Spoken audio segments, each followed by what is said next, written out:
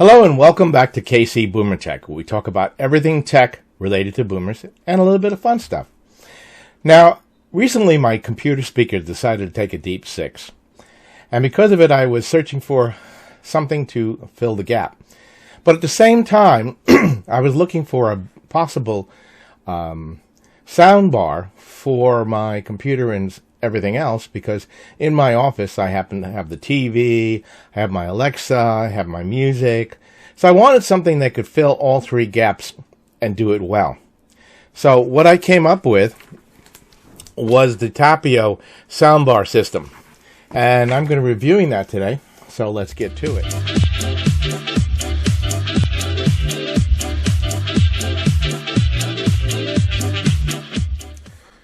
So as I was saying, I found a nice 16-inch soundbar that could meet all my needs.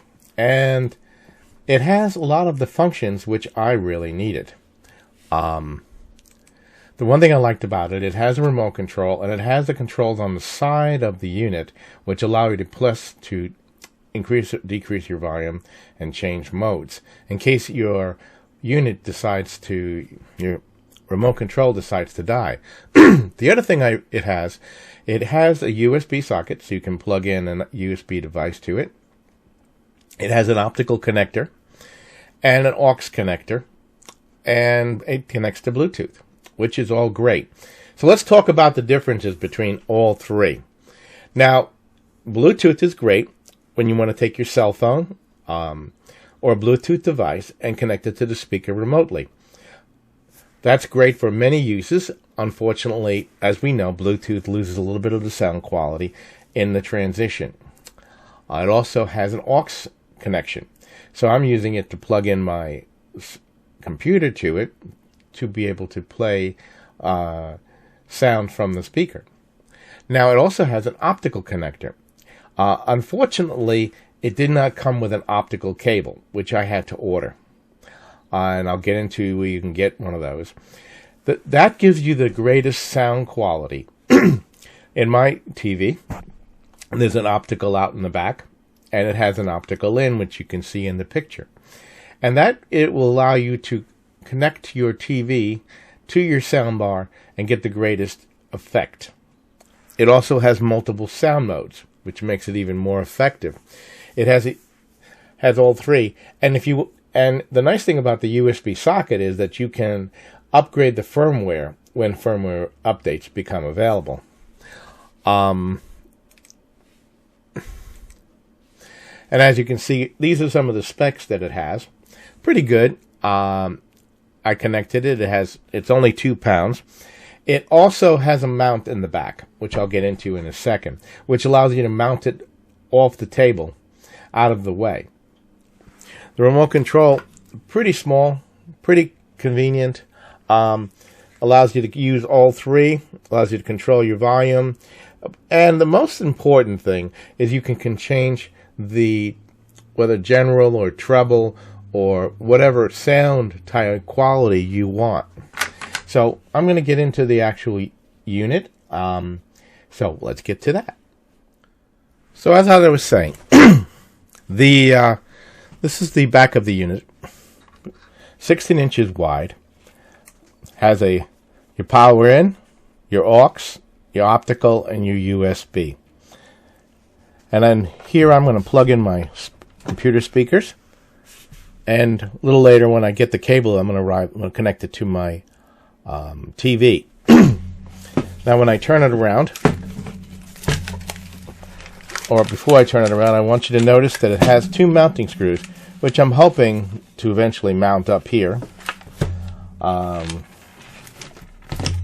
But that's a whole nother issue. Now, when you power her up,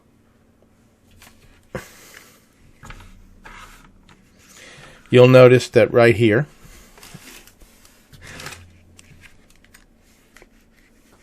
you have some LEDs. And it'll tell you it's running. All right. Now, depending upon what mode you're in, you can select. If you select Bluetooth, it will try to pair. I've already paired it to my phone, so I want you to get an idea of the sound quality. You may not like the song, I'm sorry, but that's your selection.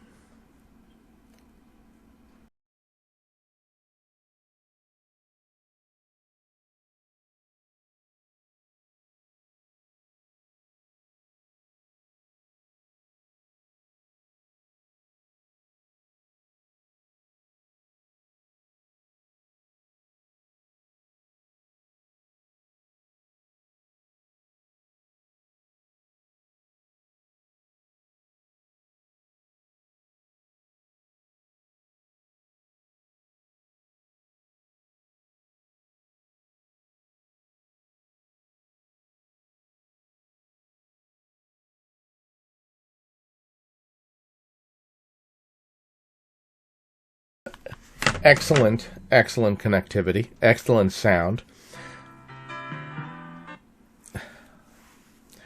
And of course, I can select different modes. Line in for the computer. Optical when I've connected that.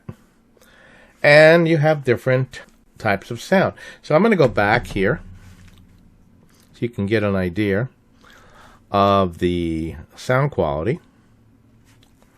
I'm going to go back to